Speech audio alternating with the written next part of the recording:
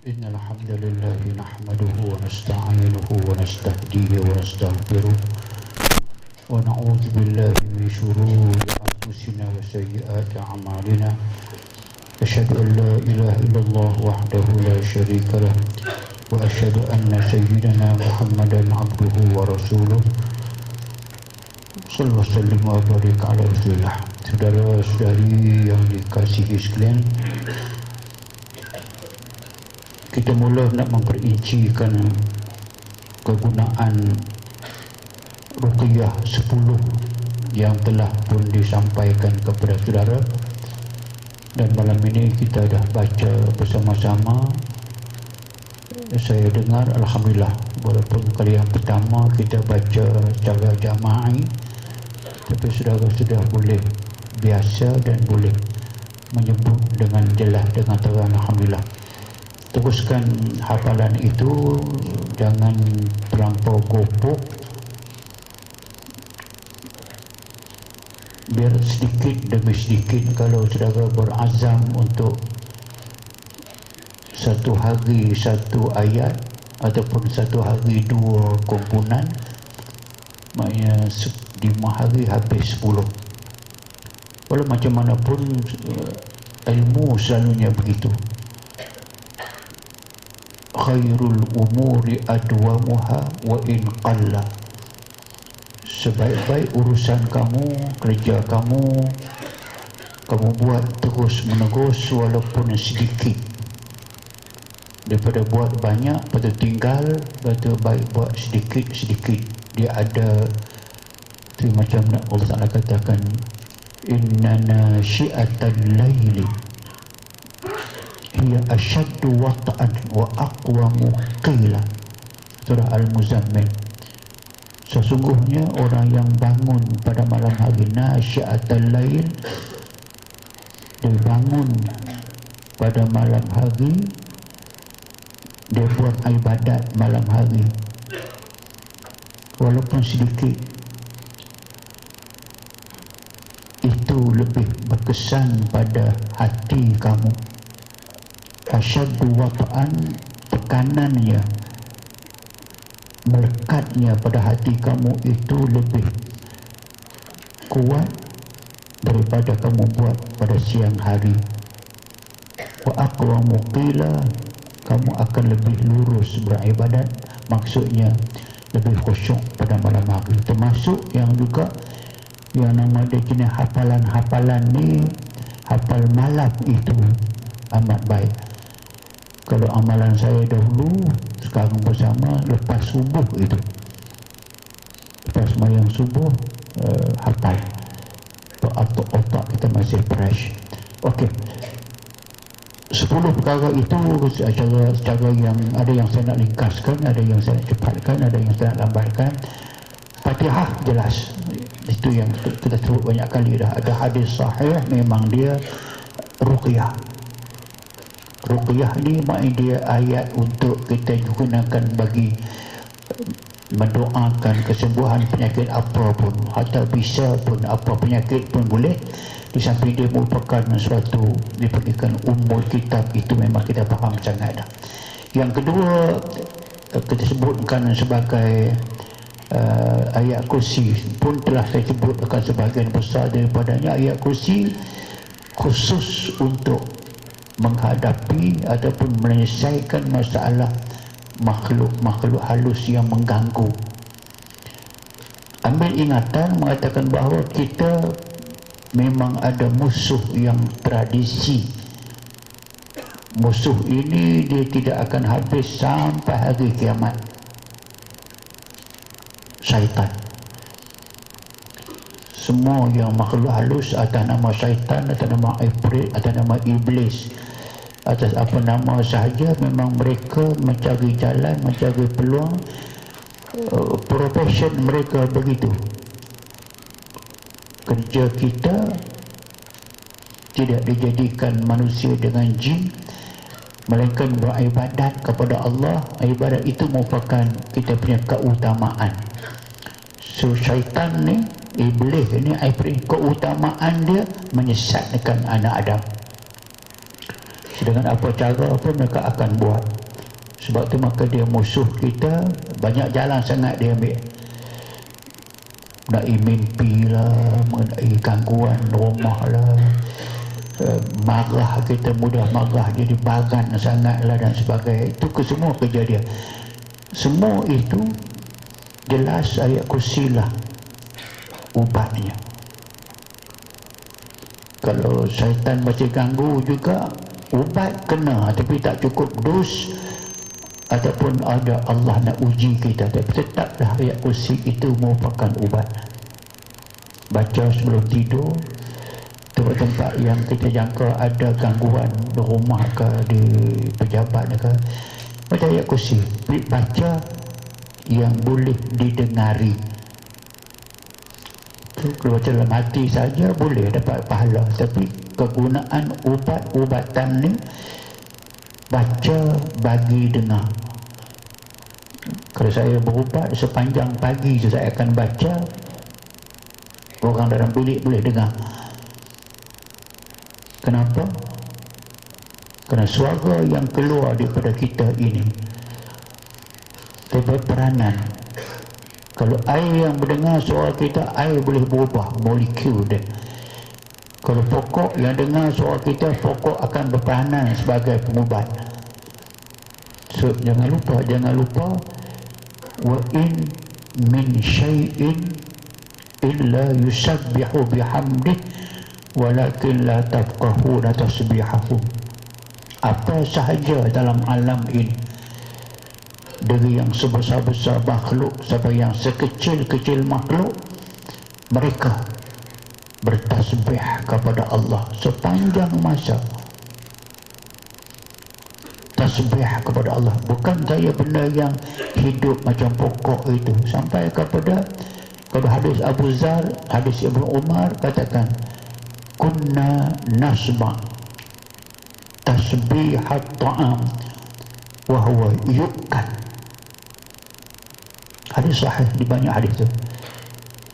Sahabat kata, Abu Zar kata, Abu Umar kata, kami mendengar suara roti yang nak kami makan, roti yang dimasak, dia bertasbih kepada Allah, kami dengar, wahwa yu'kan, dia dimakan sampai ke dalam mulut dia bertasbih. Kalau gandum yang telah dimasak jadi roti dah, sedang dimakan oleh manusia tu, kunna nasma, kami dengar, tasbihut ta'am, ta'am makanan, bertasbih kepada Allah, wa huwa yu'kal, dia kami makan. Tasbihul hasa, sampai kepada pasir yang kecil itu, bertasbih kepada Allah, kami dengar mereka tasbih. Itu yang ayat tadi, wa in min syai'in illa yusabbih bihamdih. Tidak ada satu benda pun, sekecil mana pun, sebesar mana pun, mereka bertasbih kepada Allah Subhanahu wa taala. Sampai ke yang paling besar, langit, tusabbihu lahus samawati sab'a, langit yang 7 petala itu bertasbih kepada Allah. Langit tasbih kepada Allah. Yusabbihu ar-ra'du bihamdihi wal malaikah min khifatihi. Guruh, ar-ra'du guruh, berdentang betul. Yusabbihu bihamdihi, guruh bertasbih kepada Allah. Kenapa? Min khifatihi, dia takut kepada Allah. Guru boleh takut kepada Allah, manusia tak takut kepada Allah. Okey, saya nak tekankan pun itu. Kalau itu anda faham, maka penyakit juga dia makhluk,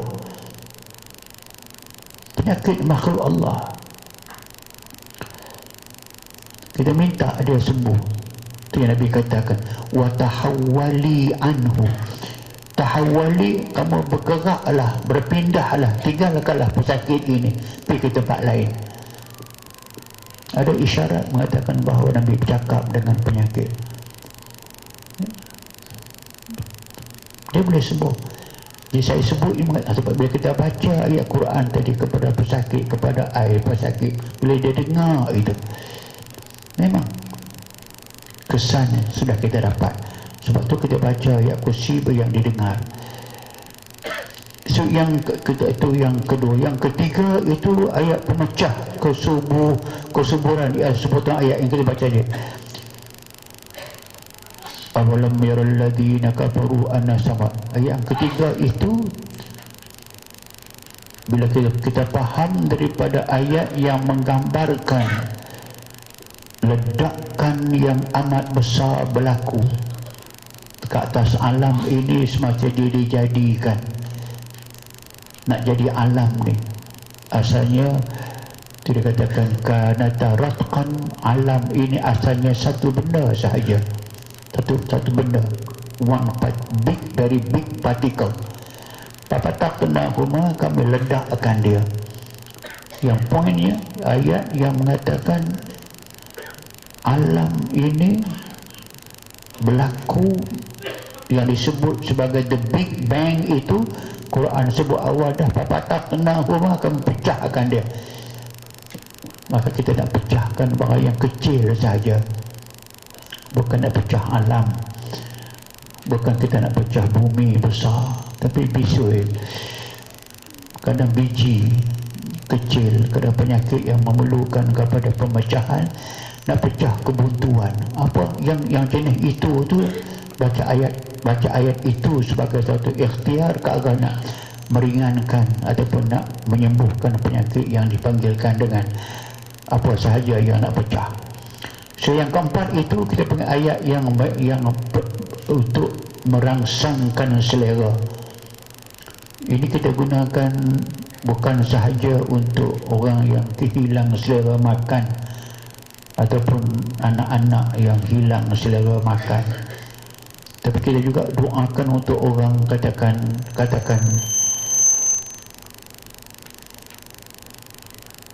sukar jodoh. Sukar jodoh ini di antara sebabnya bukan kerana dia tidak elok. Memang manusia semua elok,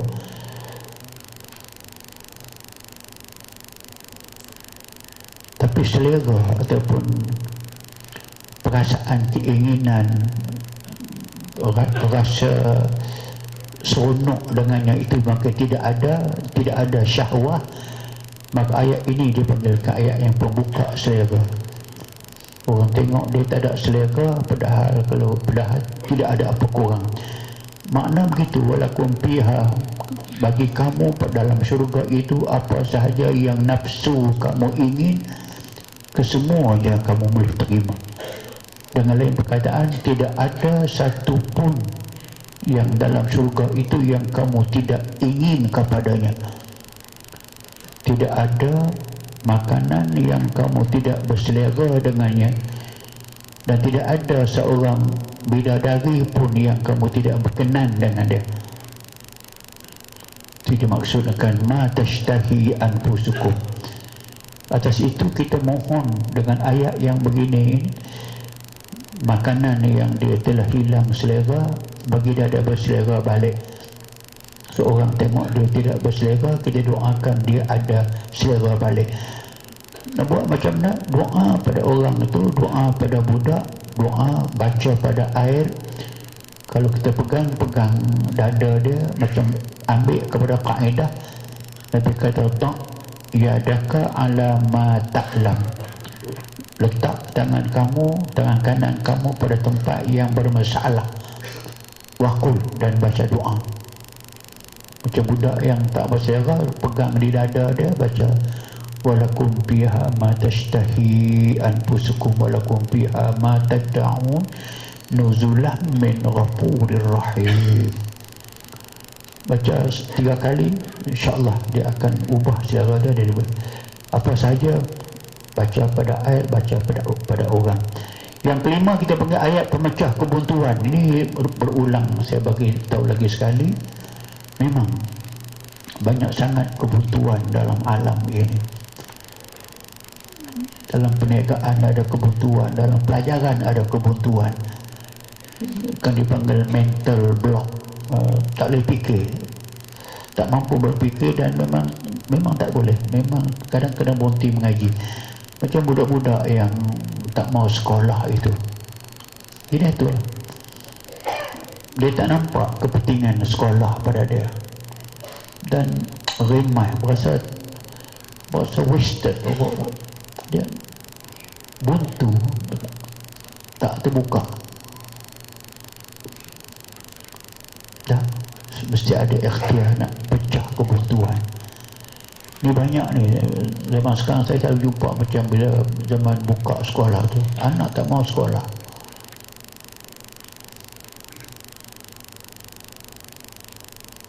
Bukan kata orang lain, cucu saya pun dia tak mau sekolah.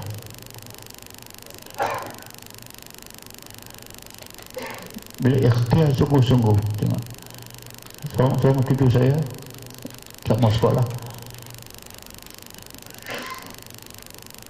ikhtiar dengan doa ni, mandi dengan air kita buat, so bapak dia pergi sekolah, pujuk dia pergi. Saya pesan dekat anak saya, ni cerita anak saya, cucu tak mau sekolah, bapak dia anak saya lah, bin Harun anak apa lagi.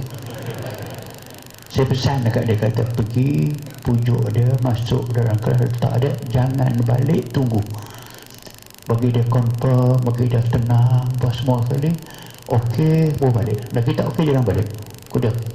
Dia menangis, sekolah payah. Tu pesan dah. Bila kita mandi bagi minum air, pergi 5 minit, anak saya balik, laki-laki, anak dia balik. Hot lah saya ni. Kan berpesan jangan balik, tunggu. Dia kata, bah, saya masuk, dia dalam kelas, dia kata,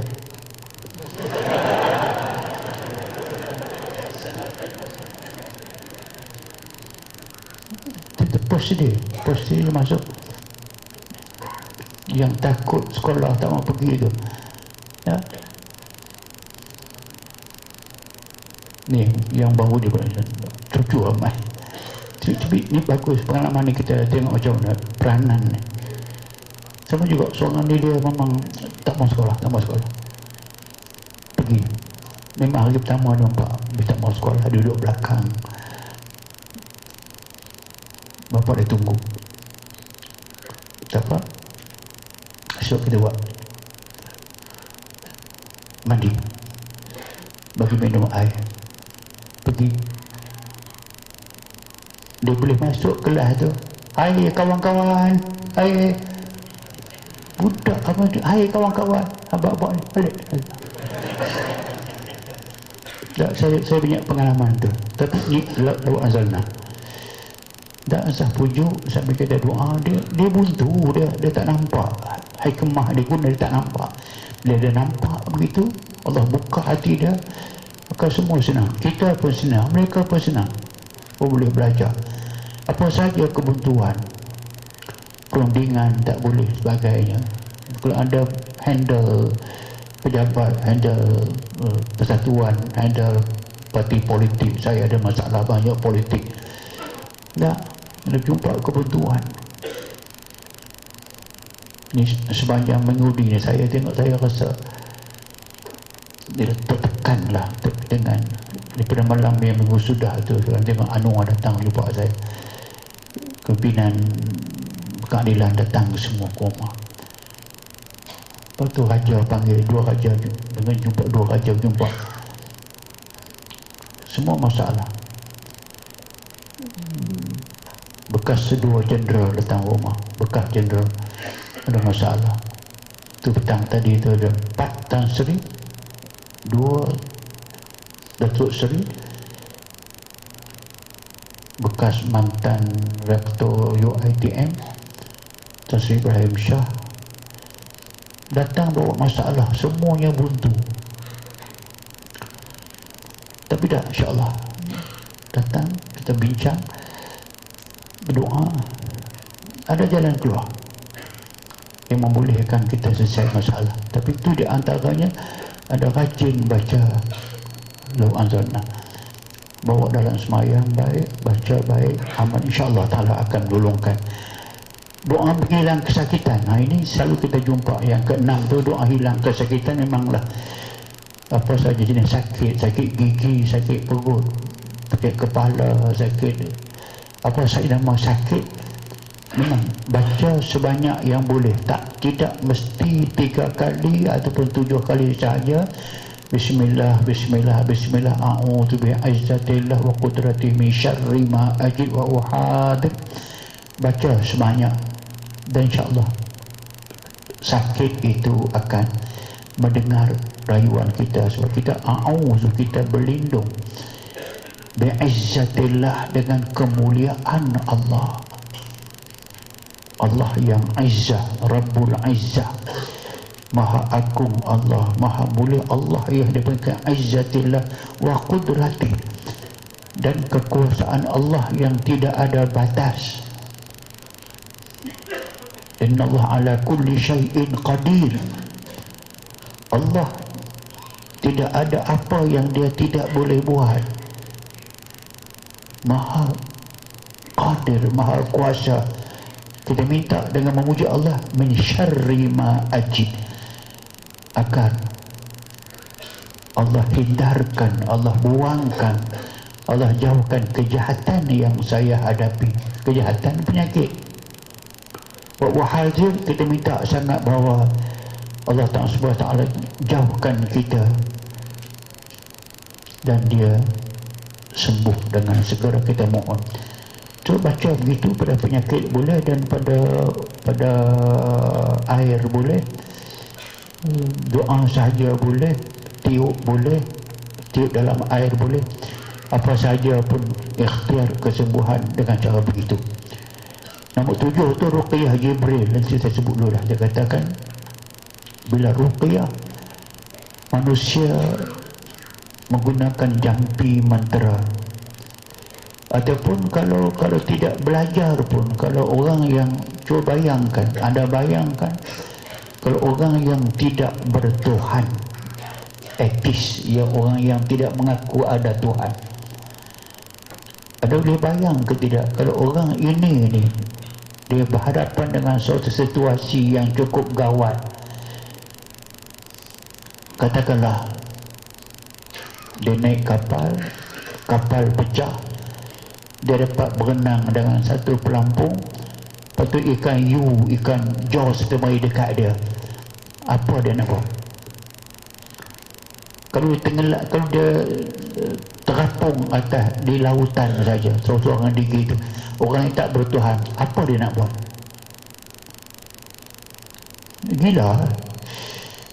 Ke orang yang ada Tuhan, ada Allah, situlah, ya Allah, ya Allah, ya Allah, tolong selamat. Itulah wa idza rakibu fil fulki da'awallaha mukhlishina lahuddin falamma najjahum ilal barri idahum yusyrikun. Bila mereka naik pul bahtera, dipukul ombak, hampir tenggelam kapal itu, semua penghuni, penduduk ataupun orang yang menumpang kapal itu da'awullaha mukhlishina lahuddin. Da'awullah, kesemua mengangkat tangan, masing-masing berdoa kepada Allah Subhanahu wa taala, mukhlisin, doa yang seikhlas-ikhlasnya pada ketika itu. Naik kapal, kapal nak pecah, kapal tenggelam, nak tenggelam, kapal dipukul badai, apa nak buat? Da'awullaha mukhlishina lahuddin falamma najjahum ilal barri. Allah tunai permintaan mereka, doa mereka. Semua mereka, najjahum, kami selamatkan mereka, naik sampai ke pantai.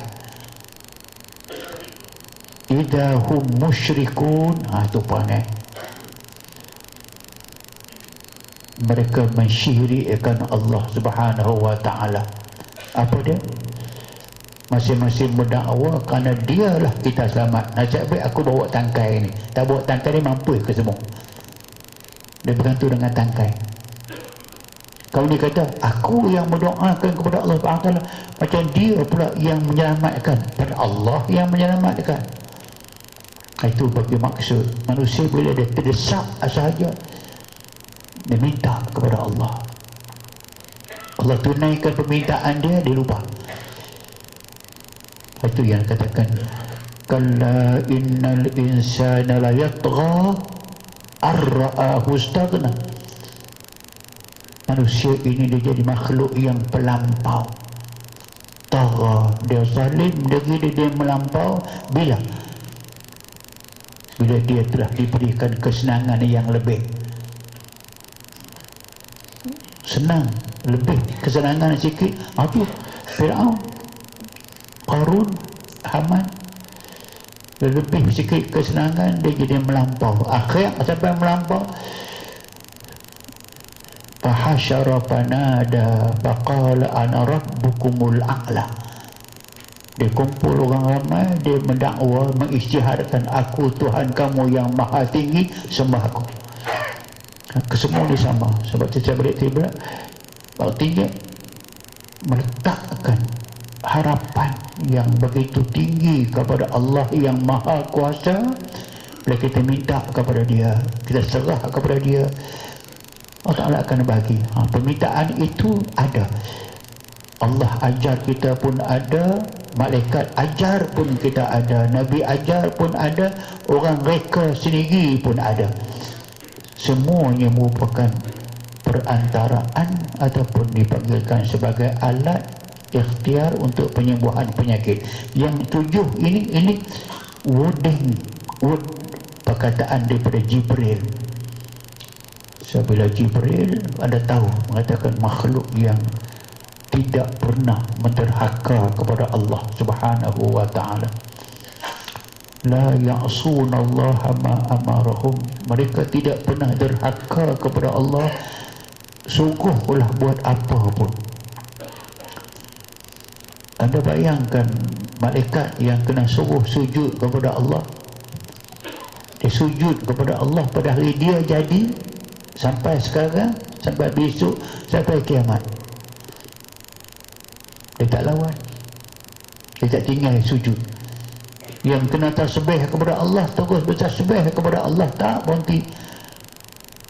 Yusabbihuna bihamdi rabbihim wa hum la yas'amun. Yang kena tasbih, puji Allah, terus puji kepada Allah, terus puji kepada Allah.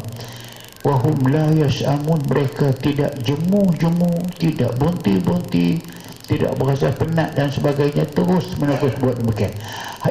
Ini makhluk yang macam Jibril pula dia panggil penghulu segala malaikat. Jibril dia penghulu segala malaikat, diamanahkan bawa wahyu kepada Nabi. Inilah Jibril inilah datang, kata ala urqika ya Muhammad, kamu izinkah tidak aku nak ruqyah kepada kamu wahai Muhammad? Padahal dia boleh ruqyah saja, takkan Nabi nak larang. Tak ada, dia punya adab dia tu. Ala urqika, bolehkah, nakkah aku baca ruqyah kepada kamu wahai Muhammad? Qala na'am, qala bala. Ya, mengapa tidak? Teruskan tu. Bismillahi arqika, dengan nama Allah. So, Jibril mengajar kita, dengan nama Allah aku ruqyah kepada kamu. Min kulli syai'in yu'zika, dari apa sahaja yang menyakiti kamu.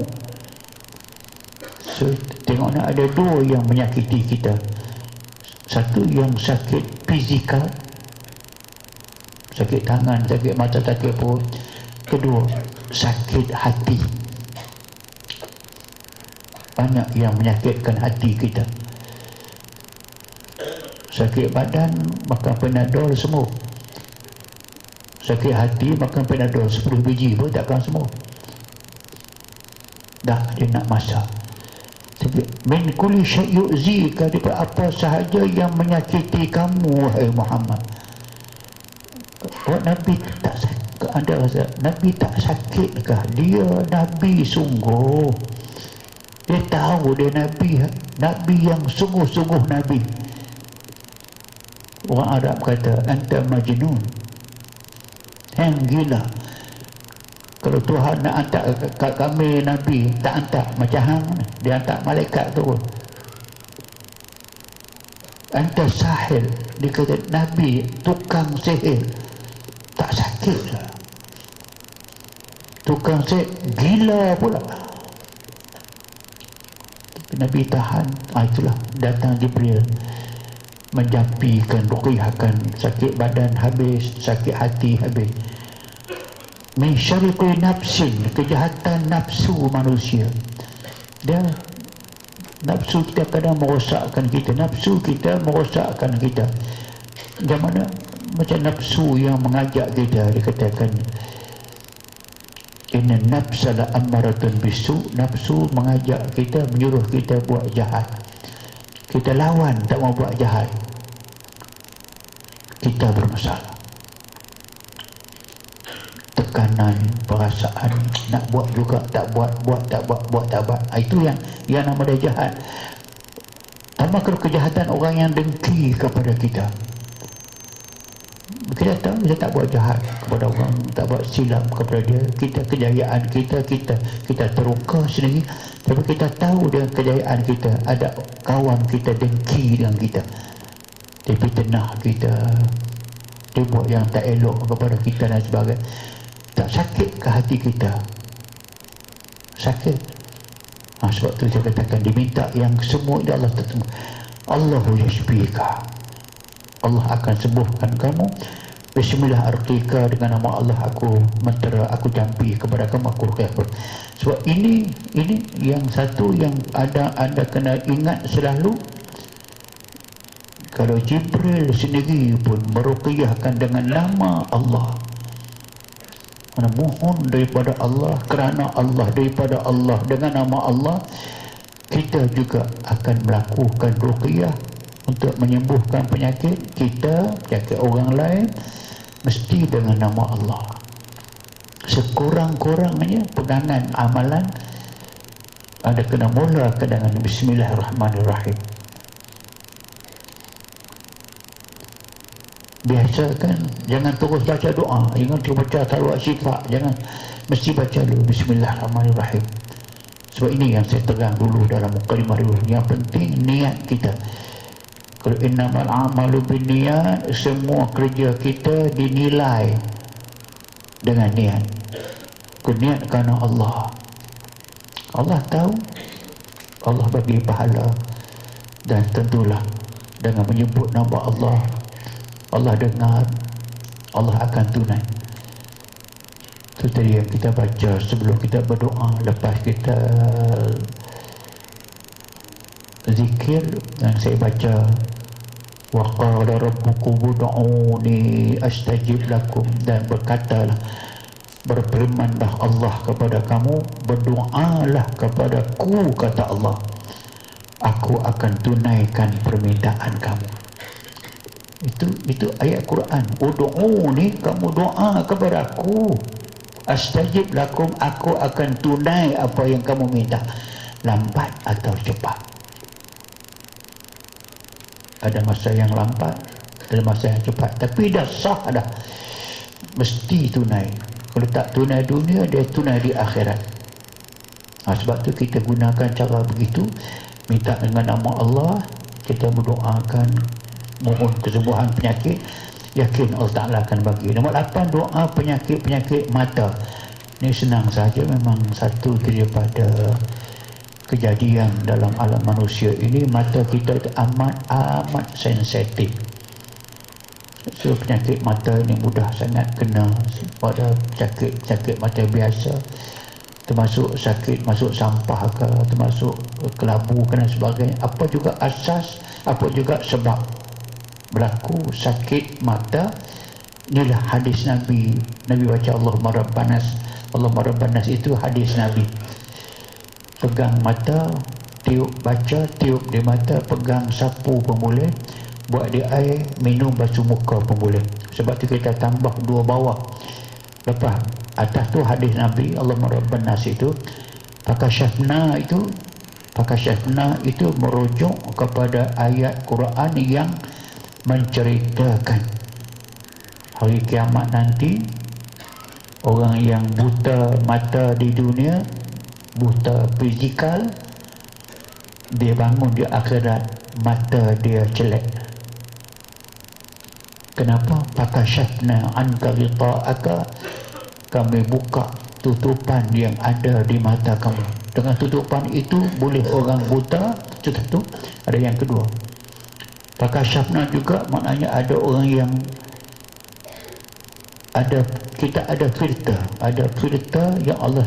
yang Allah pasang secara originally. Ada manusia ada filter, ada kita panggilkan dengan apa nama ni, penapis. Kita tidak nampak makhluk halus, tak nampak malaikat, kerana malaikat ada dua, kiraman katibin, kiraman khasiin. Semua orang ada malaikat sebelah kanan, kiraman katibin, yang menulis segala pahala. Yang sebelah kiri kiraman khasiin, tulis segala kejahatan. Sejak bila mereka ada? Sejak kita lahir di dunia. Yatalaqal mutalaqiyani anil yamini wa anil shimali qa'id ma yalbisu min qawlin illa ladai raqibun atid. Surah Qaf. Kamu lahir saja ke dunia, disambut, ditunggu kedatanganmu oleh mutalaqiyan, dua orang malaikat. Anil yamini, kamu lahir ke dunia sahaja. Anil yamini, seorang duduk di kanan. Wa anil shimali, seorang di kiri. Qa'id, terus menerus menunggu kamu. Siapa pernah nampak malaikat tu? Tak. Mengapa tak nampak? Kamu ada rita, ada filter, kamu tak nampak. Allah lagilah tidak nampak. Pasal apa? Ditutup dengan filter. Segala alam gaib, makhluk yang gaib, termasuk makhluk kamu tidak nampak. Pasal apa? Ada rita itu. Fakashafna, bangun hari kiamat, kami singkap. Kashafna, kami buka. Rita aka, filter yang di mata kamu. Fabasarukal yawma hadid, pandangan mata kamu amat-amat tajam pada hari itu. Semua tak pakai spek. Nampak malaikat. Nampak sampai ke peringkat yang kemuncak sekali. Wujuhun yawma idin nadhirah ila rabbiha nazirah. Muka orang yang masuk syurga sampai ke kemuncak kebahagiaan mereka, cukup berseri-seri muka mereka, kerana mereka dianugerahkan Allah boleh melihat Allah dengan mata kepala mereka. Mengapa nampak? Filter sudah dibuang. Kalau itulah cerita-cerita yang macam itu, kita nak ambil ayat itu, nak berdoa kepada Allah Subhanahu Wa Taala, nak mihun Allah Taala mata tadi yang tutup itu, yang nak dibuka pada hari kiamat, minta buka sedikit, mereka boleh melihat kelabu mata ataupun mata tu tak nampak. Lebih-lebih lagi kalau kita anda akan jumpa nanti ada penyakit yang dikenali dalam rawatan, dia panggil buta seluang. Buta seluang ini penyakit buta, tak boleh melihat sebarang pandangan, gelap segelap-gelapnya, sedangkan physically mata mereka tidak rosak. Kalau pergi doktor mata, doktor pasti cek luar dalam, dia kata no, matanya tidak ada sebarang kerosakan. Kornea cantik. Cataract, no, cataract is okay, clear.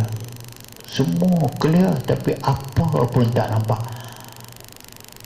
Itu kita panggil, ataupun rawatan tradisional Melayu dia panggil buta seluang. Buta seluang ini ialah jenis buta yang dibuat melalui ilmu sihir dengan perantaraan ikan seluang. Ikan seluang satu ikan yang mata dia besar, ikan air tawar sebesar ibu jari ni, ada yang sebesar saat ni pun ada, tapi jarang. Dia mata dia besar, dia orang sengaja tangkap ikan tu, ikan seluang, dia panggil ikan seluang, tiba-tiba buta seluang. Ikan seluang dia gunakan ilmu sihir, jangan ilmu yang paling mengazabkan tuan dia, ilmu yang paling tidak berguna, ilmu sihir. Apa dia buat? Dia orang ambil bulu landak. Bulu landak ini bulu yang putih-putih, tengah-tengah dia hitam. Bulu landak yang keras itu, di ujungnya putih, pangkalnya putih, tengah-tengah dia hitam. Dia orang sengaja ambil bulu landak ini dengan jampi mantra sihir perantaraan makhluk halus. Dia orang tikamkan mata ikan seluang tu, hidup kan, seksa, masukkan bulu landak tadi sampai kepada yang hitam itu berada di tengah-tengah mata. Mentera dibaca 7 sipulan dia lah, bergantung Allah izin. Allah izinkan orang yang dituju itu mata dia buta, jadi buta seluang. Sebab tu bila tengok dengan physically tidak ada sebarang silap, tapi kalau kita rawat dia, kalau kena rawatan, Allah izinkan dia boleh terbuka ataupun nampak balik dengan tiba-tiba. Itu dalam pengalaman saya, anak seorang mufti Malaysia, anak dia buta seluang. Seperti saya agak, seperti saya sebut, saya agak orang terlebih nak tuju kepada bapa dia mufti. Kebetulan dia ni memang agak laser sikit, orang tak suka, wallahu alam, tapi kita tak kisah. Tapi saya agak nak kena bapa dia, tapi kena dia. So budak ni anak dara, budak baik, tak ada gaduh dengan orang semua. Okey, dia berubat dengan doktor, dengan bomo, dengan segala macam. Dia bawa sampai ke Bangkok, dia bawa anak ni sampai ke Bangkok, berubat dengan cara siam macam-macam, semua tak baik. Maka bawa buat dengan saya kenal baik mufti ni memang.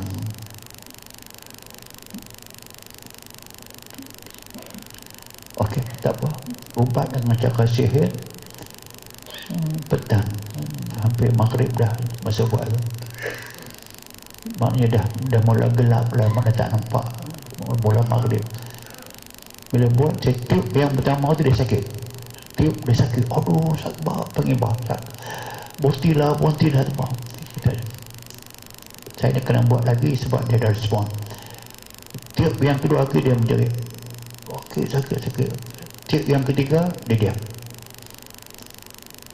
Sekejap saja saya buat air basuh muka dia, bagi minum. Dia pergi bah, dia kata saya nampak, tapi nampak macam maghrib. Memang maghrib pun gelap macam maghrib. Dia kata memang maghrib. Aku tidur rumah saya, tidur. Aku pergi esok, tiup lagi sekali, tapi dia nampak betul. Jadi mufti kata ayat yang anda baca tu anda baca 1000 kali dah ni pakai syafna tu dah anda baca 1000 kali dah pakai syafna letak semua anda baca 2 kali tak apa semua. Tu jangan tanya Allah Ta'ala. Apapun inilah yang kita gunakan. Baca ayat bawah pasal tu suruh yuk siru ayat kamu akan nampak, kamu nampak senampak-nampaknya. Yang penting ayat-ayat yang kena mengena dengan pandangan mata, sakit mata kita kumpul di sini, kita gunakan dia insya-Allah. Baca di mata tiup, baca di air boleh. Doa ilahi itu satu kita pertingkatkan, kita pelbagaikan. Kita berdoa penyembuhan penyakit dalam komponen 10 ni. Ada yang ayat Quran penuh, ada yang hadis penuh, ada yang malaikat Jibril sepenuhnya, ada yang kita panggilkan dengan ilaj ilahi, kesembuhan khusus daripada Allah Subhanahu wa taala dengan menggunakan kaedah kita muji taqaddasa semuka amruka bis sama wal ard. Kita puji Allah Ta'ala itu kita kata di sini kau terima Tuhan kami, Allah yang berada di langit. Itu maksudnya Allah yang maha tinggi lah. Sebab Allah bukan ada tempat duduk, Allah tidak ada space, tak ada time. Tapi ini maksudnya sebab kena faham balik. Macam Nabi pernah jumpa, Nabi pernah buat satu daripada senario seorang sahabat memerlukan kepada membayar dosa dia dengan memerdekakan seorang hamba Islam. Seorang sahabat telah melakukan satu kesalahan, dia memerlukan kepada, senang faham, dia telah bersumpah, dia langgar sumpah dia. Nabi kata tahrirul raqabah mu'minah, kamu kena merdekakan seorang hamba yang beriman. So, sahabat ni terus cari seorang hamba perempuan, berjumpa perempuan, mari dekat Nabi, dia kata bolehkah tidak saya nak merdekakan hamba ini sebagai tebus kepada kifarah saya, dosa saya. Nabi kata, panggil kawan tu, kata aina rabbuki ya jariyah, mana Tuhan kamu? Kamu ada Tuhan ke tidak? Aina rabbuki? Faqalat, dia jawab, Rabbi bis sama. Tuhan aku ada di langit. Dengan perkataan Rabbi bis sama saja Nabi kata apa sahabat? Aqiqha fa innaha mu'minah. Ya, bebaskan dia dah beriman. Saya nak ambil perkataan pisama itu, maknanya dengan keadaan Arab begitu, hamba begitu, dia boleh sebut Rabbi pisama, itu dah cukup dah. Nak mengatakan Allah itu maha tinggi, Al-Ali tinggi, Al-Qadir. Sama sini nak abah kata, dia katakan Rabbunallahul lazi pisama. Bukan makna Tuhan kami berada di langit, maknanya Allah Tuhan kami itu yang maha tinggi. Taqaddasa semuka, suci bersih sungguh namamu ya Allah.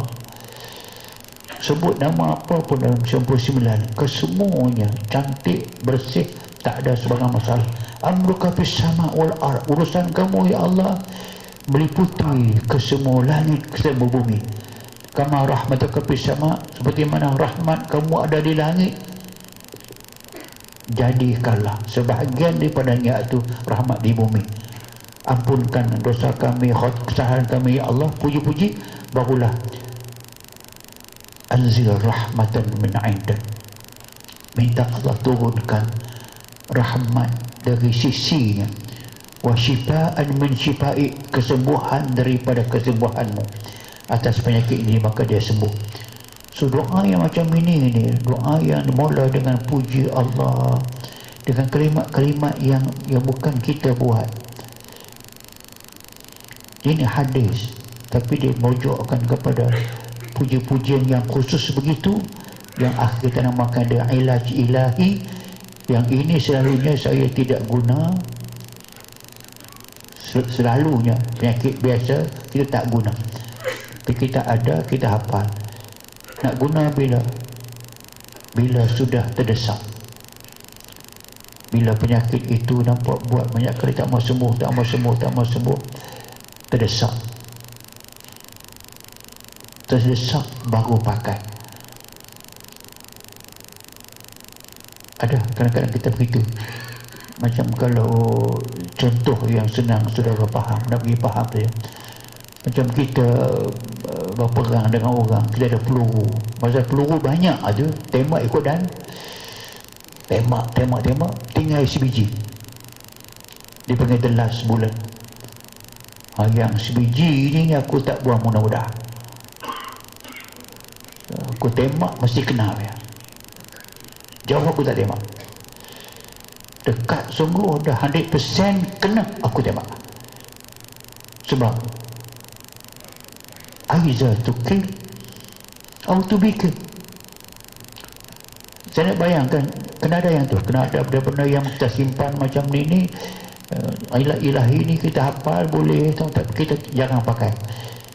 Terdesak sangat ataupun keadaan terdesak sangat, macam kita dalam kapal tombang ke, ada orang pingsan ke, orang menangis ke, budak menangis ke, apa semua ni masa tak ada orang tengok baca ya Allah, masa ni kita baca sekali je dia sembuh. Kalau kita dapat buat demikian, sebab tu ada dalam ilmu rawatan ini yang dipanggil the last bullet. Sebab kita panggil dia ilahi, maknanya kesembuhan khusus Allah Subhanahu Wa Taala. So yang nombor 10 itu jelas, itu penerang hati. So penerang hati ni, pertama saya nak letak dulu kepahaman kita sekalian. Uniknya manusia, sebab tu mana mungkin manusia boleh menjadikan diri dia sendiri. Kalau kita jadikan diri kita sendiri senang, kita takkan buat yang kurang kepada kita, buat semua perfect kepada kita.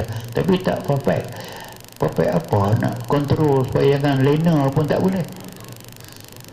Nak kontrol jangan mengantuk, dia mengantuk. Ada masa yang kita nak tidur, memang nak tidur, esok kerja, nak buat kerja pagi, nak tidur, dia tak melena. Yang tu pun tak boleh, pun kita buat diri kita. Kadang kita lapar nak makan, tak boleh makan, tak ada selera, perut lapar. Itu makna bukan kita buat kita. Lebih unik lagi bahawa kita bukan fizikal sahaja. Cuba tengok, kita letak di mana maklumat yang kita keluar mula dari perut ibu kita. Allah Ta'ala kata, wallah akhrajakum min butuni ummahatikum la ta'lamuna syai'a. Allah melahirkan kamu dari perut ibu kamu itu dalam keadaan kamu tidak ada sebarang maklumat. La ta'lamuna, maklumat, information, zero. Apa pun tak tahu. Lepas tu baru kita mula kenal mak, baru boleh menangis, baru panggil mak, panggil ayah, kena kakak, kena abang, kena makan. Akhirnya maklumat sampai kita sekolah, sampai kita jadi pandai. Orang yang hafal Quran, sebuah Quran dalam kepala. Anda boleh bayang tengok macam Imam Bukhari, 600,000 hadis dia hafal. Silang balik, Imam Bukhari hafal 600,000 hadis. 600,000 dengan rawi dia, dengan sanad. Tak hadis, sanad dia tak tukar. Dia hafal macam mana? Kalau Nabi tak payah fikirlah. Orang yang tidak pernah baca kitab, orang yang tidak pernah menulis, kita baca dia, Allahumma salli ala sayyidina Muhammadin nabiyil ummi. Nabi yang buta huruf. Buta huruf maksud dia tidak menulis, tidak membaca, tidak mengaji. Tak ada guru, tak ada sekolah. Tak pernah sekolah, tak ada guru, tak ada kitab. Jadi Quran turun sekali masuk dan tidak confuse, Yang ini surah ini, yang ini surah ini surah ini, surah ini, surah ini, surah ini, ke sebuah Quran dengan sekali turun masuk dekat dalam kepala dan tidak. Sanukri'uka fala tansa. Kami baca sekali talaqi, kamu tak lupa. Tak apa, sebab dia wahyu, dia special, Allah jaga dia. Para sahabat, tengoklah macam Hajjatul Wada, Nabi khutbah panjang, Nabi tak ulang khutbah tu, sekali je. Tapi sahabat telah menghafal, meriwayatkan kepada kita, Bukhari meriwayatkan kepada kita, dan teks kesemua yang Nabi sebut di Hajjah Wada tu kita jumpa dalam buku-buku sekarang. Sahabat dengar sekali dia hafal, sekali dia hafal. Akhirnya kesemua sekali yang Nabi pernah keluar daripada mulut dia, Quran, hadis kursi, hadis biasa, Quran, hadis kursi, hadis biasa, hadis biasa, kesemuanya dihafal oleh orang, disimpan, tak satu pun hilang. Kenapa? Barakatul wah, keberkatan wahyu. Wa ma lam ta'muru bi ma'rufin wa lam tanhahu an munkarin illa hurimat anha barakatul wah. Kalau kamu biarkan mungkar bermaharajalela, kamu tidak cegah, kamu tidak tegakkan yang ma'ruf, Allah ambil balik keberkatan wahyu. Betul? Sebab sekarang nak cari orang yang hafal hadis yang macam mereka hafal dulu. Sebab Quran pun ada tapi lupa. Okey, ini saya kata mekanisme otak kita tu, dia simpan maklumat macam mana, macam disimpan ke maklumat dalam kepala kita ini macam muka-muka saudara. Berapa ribu yang sudah aku pernah jumpa orang yang sudah kenal, ini kawan, ini musuh, ini pembohong, ini pengabut, kesemua dalam kepala kita. Rupa kita kenal, suara kita kenal, dan ilmu yang telah masuk begitu banyak, tidak confuse. Ini saya kata ada unsur yang dipanggilkan bahawa ada yang buta, yang lemah, yang cepat, yang tangkas, yang sekali hafal boleh. Mesti ada doa. Itulah yang Nabi pernah berdoa kepada sahabat. Semua yang Nabi doa kepada sahabat, mereka menjadi orang-orang yang ingatan mereka. Masya Allah. Anda tengok macam contoh, kita tengok macam Imam Bukhari,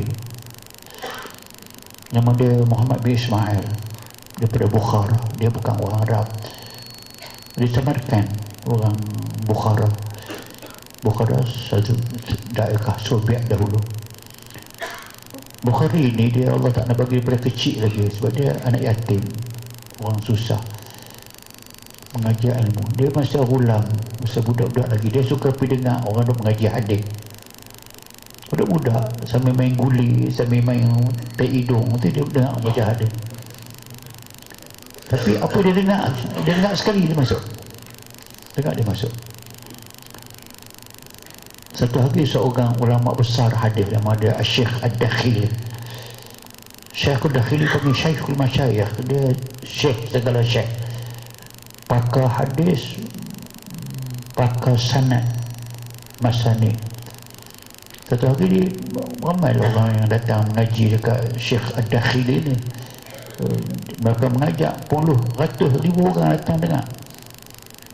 Tak ada mikrofon, tak ada. Yang dengar di depan, yang belakang ambil berkat aja. Ratus ribu datang habis. Dia mengajar satu hadis. An Sufyan As-Sawri, An Ibrahim, An Ibn Zubair, An Sya'ban, Qala sallallahu alaihi wasallam, hadis hadza hadisun sahih. Syekh Hadis baca. Siapa dia? Syekhul Masyayikh Ad-Dakhili. Orang semua diam, orang semua dengar, semua pakai tulis. Dan nak ubah hadis yang keduanya, budak ni ada ni, tak jauh lebih dia ni, Imam Bukhari. Dia tanya, man huwa Abu Zubair? Kan hadis tadi daripada Sufyan, daripada Ibrahim an Abu Zubair. Man huwa Abu Zubair? Tok Guru sangkut tak jawab. Tok Guru tanya orang lain, tuan-tuan tahu siapa Abu Zubair? Tak tahu. Hang tahu tak yang tanya ni? Saya tahu, saya takut ada orang lain. Budak kecil ni, ulang. Mana Abu Zubair? Huwa Aidi bin Talha. Habis? So, hadis ini adakah Aidi yang meriwayat ataupun Zubair yang meriwayat? Ni budak kecil. Dah saya beritahu kata Abu Zubair yang modal Aidi. Dia tanya balik, hadis ini siapa yang meriwayat? Aidi kah ataupun Zubair? Kalau Abu Zubair, Aidi. Hendak Aidi lah. Aidi tak jumpa dengan Ibrahim, putus. Kalau putus hadis sahih macam mana? Hadis munqati hadis dhaif. Budak ni. Seorang bangun, saya buka catatan saya, betul budak tu kata Aidi tak jumpa dengan Ibrahim. Habis hadis ini bukan Abu Zubair. Habis Zubair nafsu an Sufyan an Ibrahim an Zubair, bukan Abu Zubair. Budak sekecil itu boleh keluar benda yang cukup besar yang begitu. Hang tahu di mana? Aku dengar dulu orang baca hadis. Itu saya kata, ketelitian yang macam itu tu Allah boleh anugerahkan kepada insan. Ingat, agaknya yang kata Imam Muhammad bin Ismail Al-Bukhari ini, dia mencari hadis, dengar sekali saja, dia ambil hadis, masuk dalam kepala, siapa dia rawi dia, ambil semua rawi, satu pun tidak confuse. Yang ini tadilah, kalau hadis tadi itu dia buang, hadis dhaif, putus, buang, tak jelas orang. Sama juga satu hari lagi ujian sama, tapi orang lain mengajar, Ishaq bin Ar-Rahawih An-Nisaburi. Ni banyak ustaz-ustaz ni senang faham tu. Ishaq bin Rahawih An-Nisaburi ini ulama besar, mufassir dan muhaddis. Dia baca An Ata Al-Kayakharani. Sebab ni orang tanya juga, man huwa Ata?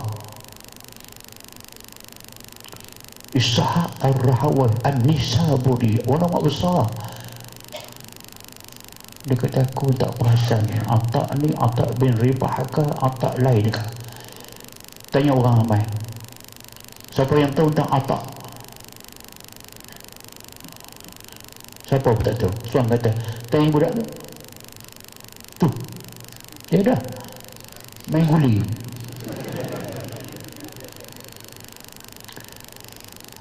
Tanya,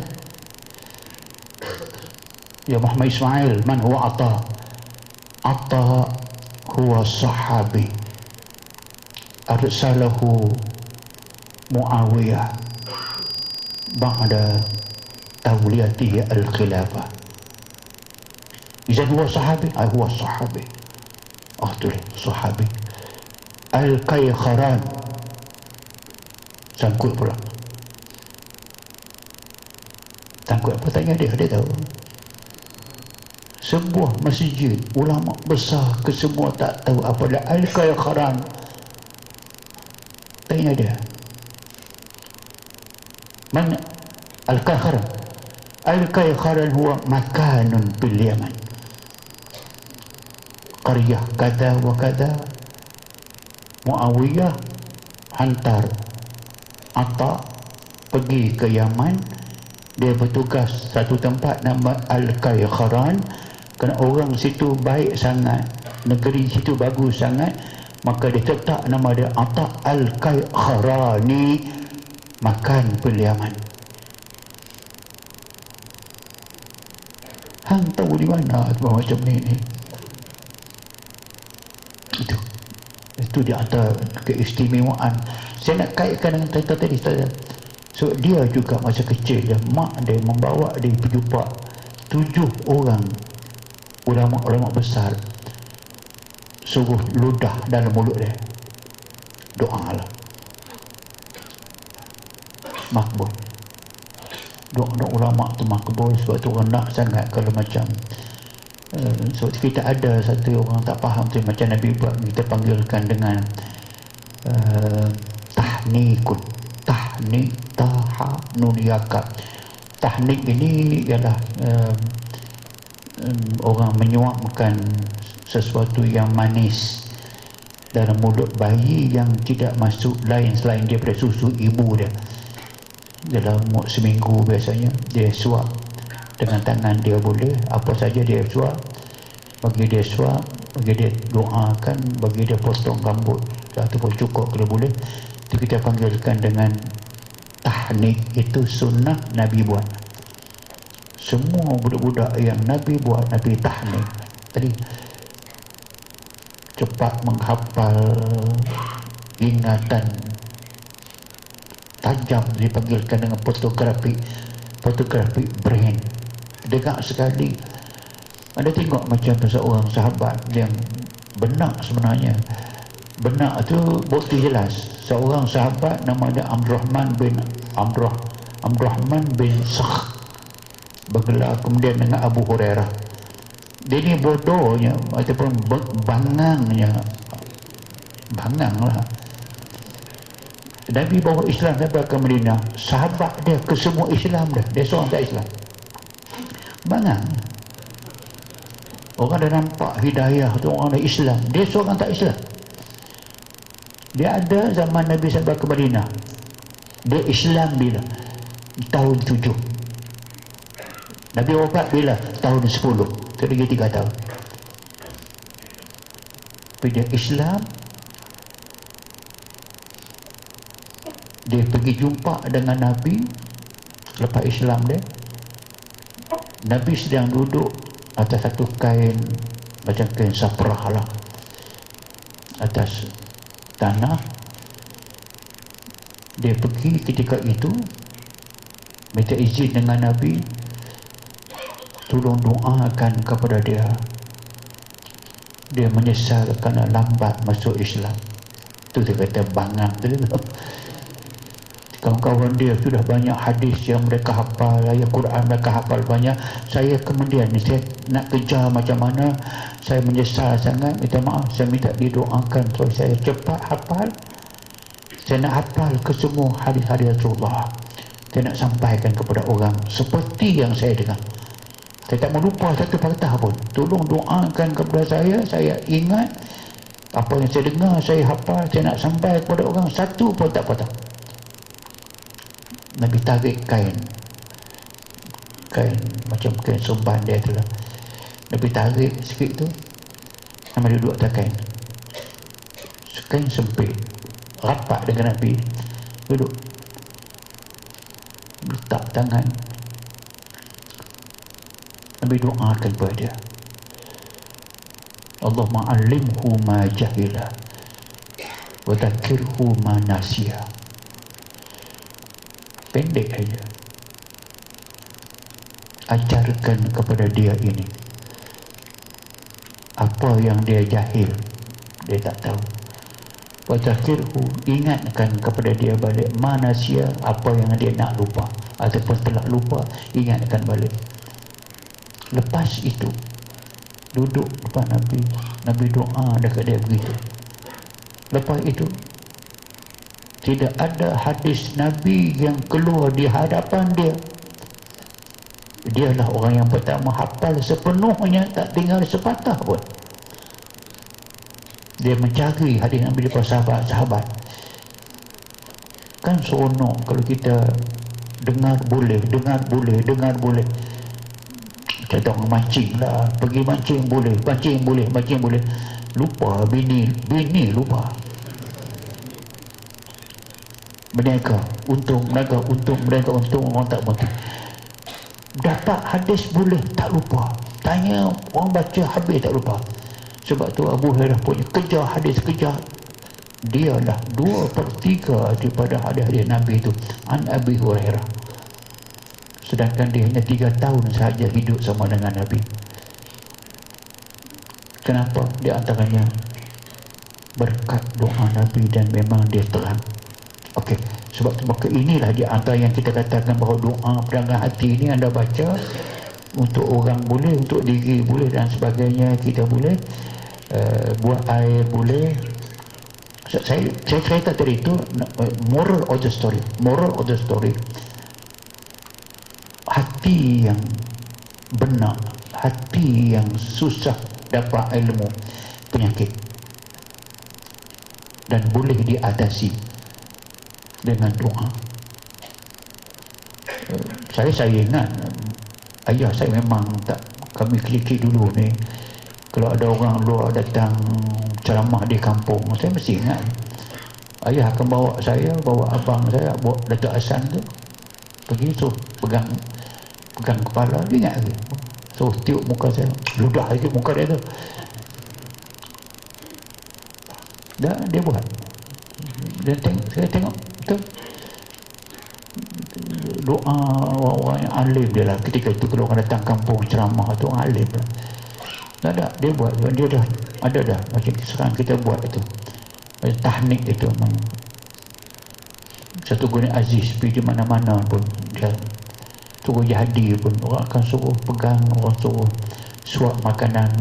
Dia lah orang apa pun kena ambil faham, mengatakan itu adalah satu ikhtiar mengatasi yang kita panggilkan dengan penyakit juga, penyakit lupa, ilmu lupa. Jelah saya pun lupa, tapi taklah lupa teruk sangat. Sebab lama-lama tu kadang kita hafal lama-lama dulu ni, ingat balik, ataupun nak ingat, dia ingat datang balik, kadang-kadang dia lupa. Nah, tapi kalau lupa yang tidak mustahak, tidak apa, macam kita ustaz banyak yang duk mengajar orang, duk ceramah dengan orang tu, kita bercakap itu tu, dia ikut nak jumpa dengan hadis mana, Quran mana tu, dapat sepatah aja jumpa. Kalau kita ingat senang aja, tapi kalau jumpa ayat lupa. Itu yang firman Allah Subhanahu Wa Taala yang bermaksud, lupa dah tu. Dia lari dah. Hadis Nabi SAW yang bermaksud, taklah dapat pahala baca ayat Quran. So anda baca ayat Quran, anda dapat pahala. Yang dengar itu pastami'u, dapat pahala. Anda tak baca, tak dapat pahala. Orang yang dengar tak dapat pahala, kan rugi. Bukan tak nak baca tapi tak ingat, bukan tak ingat, lupa. Sama lah tu. Okey, so maknanya boleh kita ikhtiar. Sebab saya nasihatkan anak-anak saudara, jangan lupa jumpa orang alim, ya, minta dia pegang kepala, so dia berdoa walaupun sepatah. Contoh dia, Nabi kata, Allahumma alimhu ma jahila wa dzakirhu ma nasiya. Ajarkan kepada dia apa yang dia tidak tahu, ilmu. Ingatkan apa yang dia lupa. So, apa yang dia dapat, jangan lupa. So itu doa. Kita doa pendek begitu pula tu rasa macam tak cukup, panjang sikit. So apa pun boleh kita buat. Itulah maka kita bekalkan dengan doa penerangan hati. Itulah maka anda akan sampai dengan itu. Saya dah ringkaskan sampai kepada habis bab yang pertama tu, kita masuk kepada bab yang kedua nanti pula. Yang lain anda baca sendiri, ada tambahan banyak. Ada sahabat syifa, sahabat semua ada situ, tak apa, insyaAllah kita akan habis sampai bab yang kedua nanti, penggunaan bahan-bahan dalam rawatan asas untuk anda fahamkan insyaAllah lain kali. Buat sementara ni keadaan, bolehkah kita beramal dengan hizib Nawawi untuk perlindungan dari gangguan makhluk halus? Yang kita bagi itu dah muktamad, dia sah, sumber dia sah. Lebih baik kita pegang dengan apa yang sah. Yang hizib Nawawi itu memang sumbernya diragukan, bukan tidak boleh tapi diragukan. Yang kita bagi itu dalam soal perlindungan makhluk halus dan sebagainya lebih daripada cukup. Bolehkah kita berurut dengan bumuh patah, di mana hanya pukul dan botol pulih dari patah? Ada dua perkara. Satu, bumuh patah menggunakan makhluk halus. Dua, bumuh patah tidak menggunakan makhluk halus tapi menggunakan kaedah bacaan dan pukul. Saya jumpa dengan seorang, dia pukul dengan batang keladi. Batang keladi dipukul, patah tulang. Kalau tulang yang jadi begitu ataupun jadi begitu, dia pukul hancur balik, dia betulkan balik. Dua kaedah. Satu memang ada, dia mengaku ke, kita tahu ke pakai makhluk halus. Yang kedua, yang pakai makhluk halus ni mudah aja. Masa berubat dengan dia tu, dia pegang saja, dia doa, dia tak apalah balik, nanti malam ni orang saya pergi tolong. Dia guna bahasa, malam ni jangan takut, orang saya akan pergi tolong. Sungguh tengah tidur sakit, beradu-radu, aduh, ada orang datang tolong pukul. Itu makhluk halus. Yang itu tidak boleh.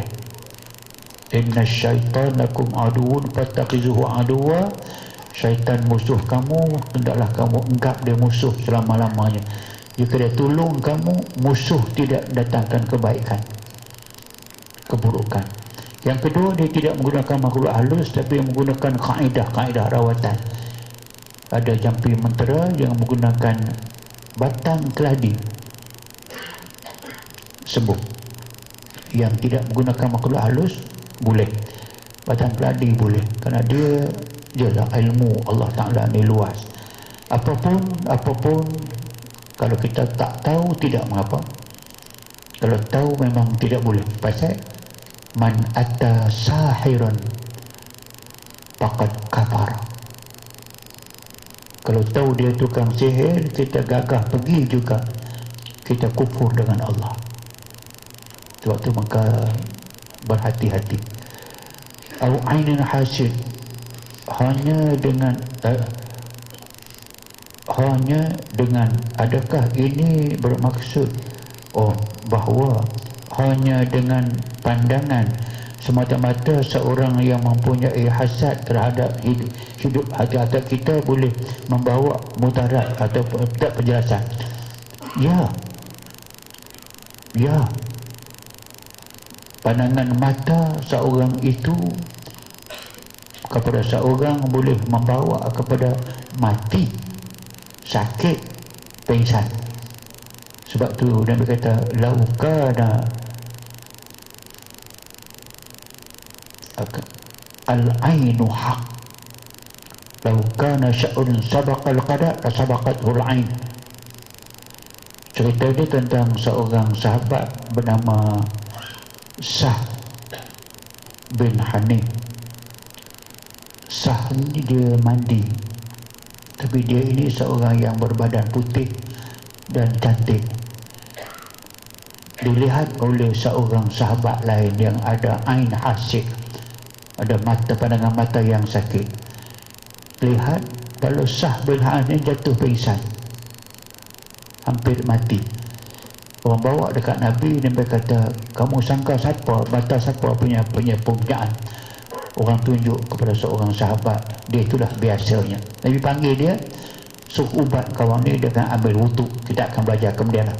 Tapi yang maksudnya memang tetaplah mengatakan ini penyakit, bukan penyakit. Angkara pandangan mata menyebabkan orang boleh sakit. Itu hadis sahih. Ada Quran ke tidak? Ada. Wa in yakadu la yazliqunaka bi absarihim lamma sami'u zik wa qalu innahu lamajnun.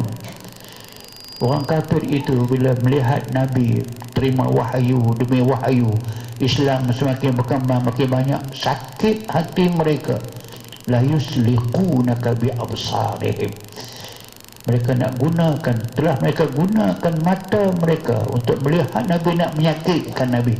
Tapi Nabi ada perlindungan, maka dia tidak kena. Maka tidak akan jumpa, nanti memanglah akan berlaku demikian. Itu panggil ainin hasid. Mata orang yang menyimpan rasa dengki yang amat mendalam dalam hati dia. Dia tengok saja orang tu boleh mati.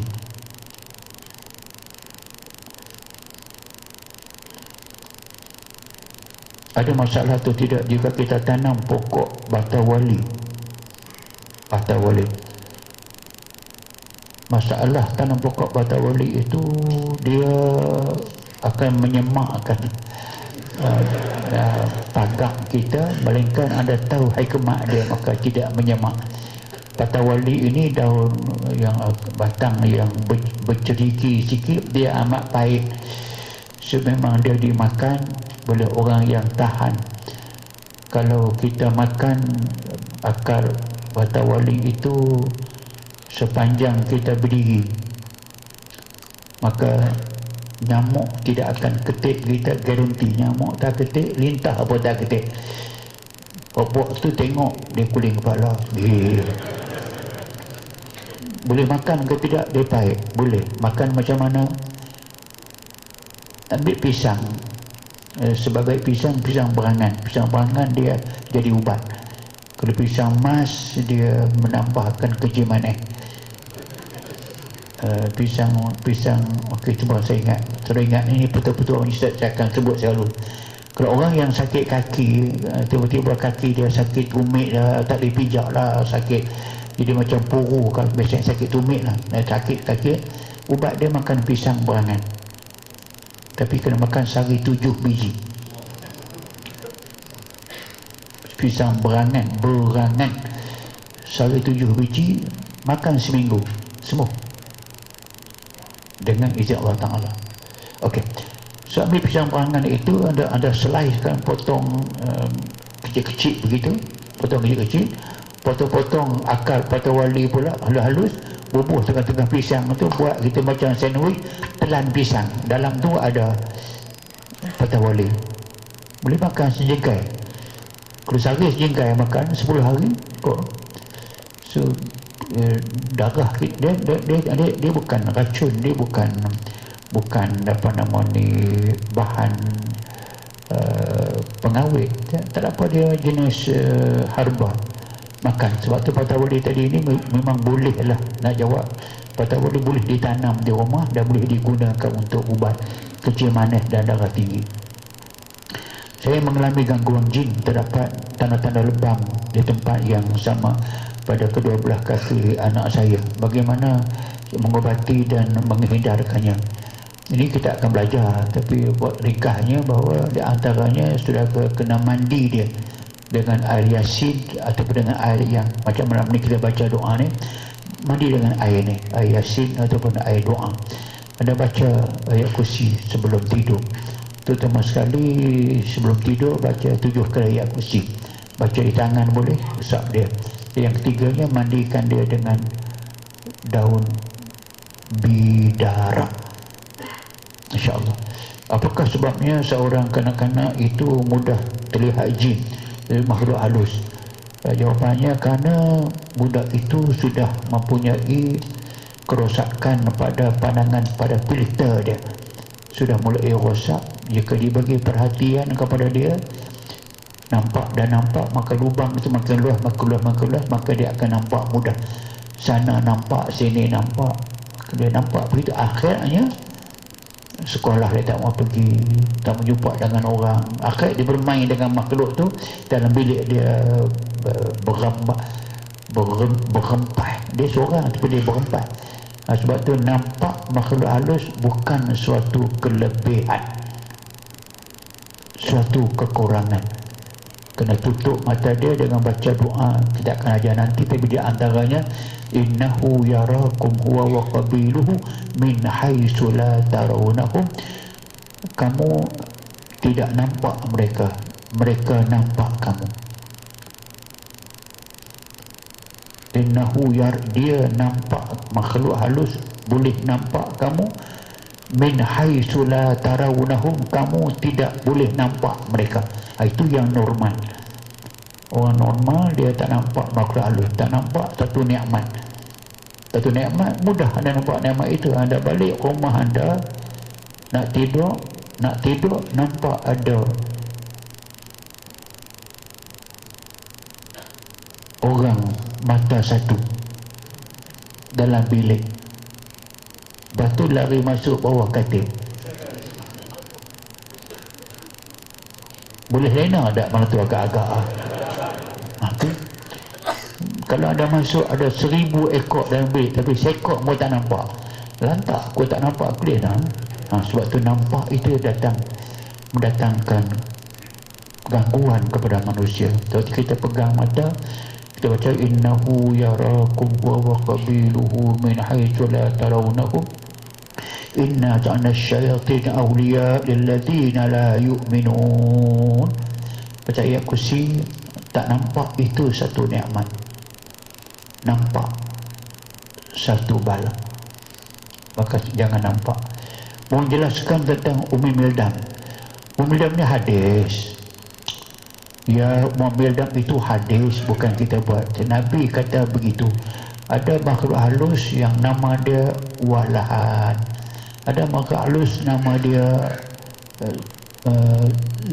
Zafir, Amir, Ammar. Ada makhluk nama dia Ummu Mildam. Ummu Mildam ini lebih dekat dengan kita panggil penyakit sawan. Sebudak kecil dia menangis kerana gangguan. Makhluk halus nama dia Ummu Mildam. Nabi sebut ia Ummu Mildam in kunti amantu billah. Kemudian kalau kamu beriman dengan Allah Subhanahu Wa Taala, jangan kamu menjadi penyebab kepada sakitnya kepala kawan ni, hilangnya selera makan kawan ni.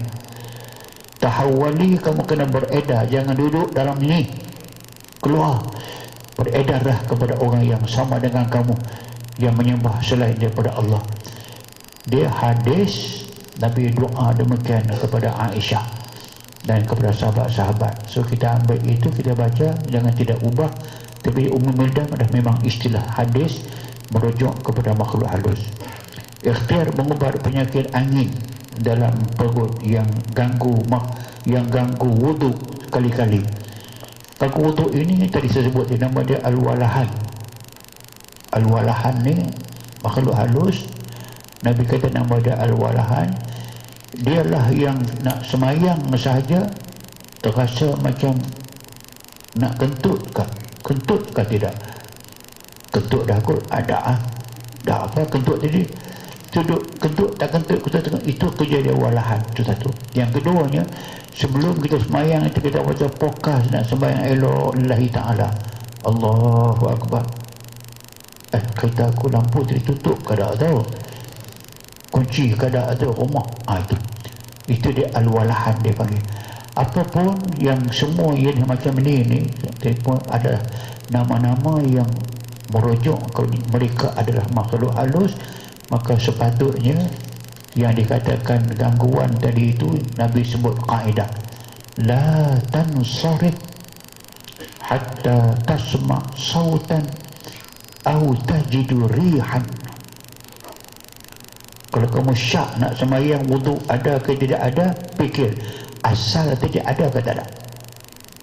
Macam sekarang tadi kita daripada maghrib ke isyak.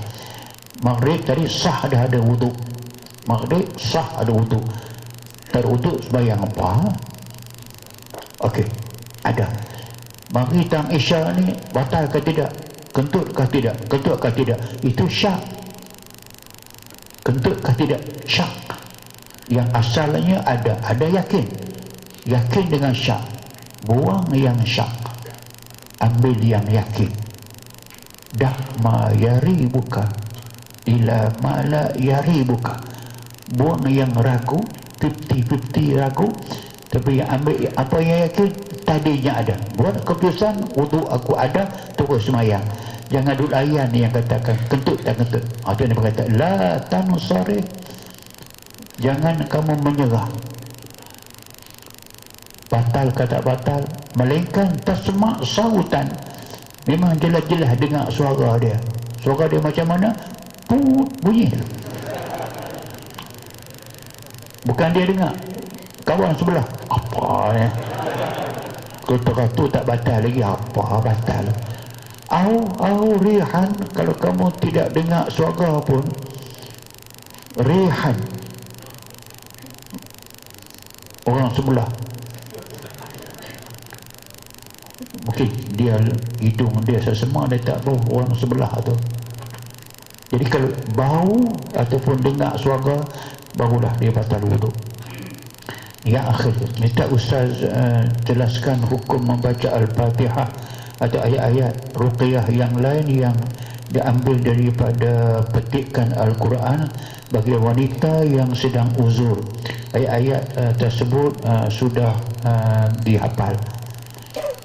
Kaedah yang anda kena pakai, terima pakai, bahawa perempuan yang uzur itu diharamkan, dilarang mereka membaca qiraatul Quran, baca Al-Quran.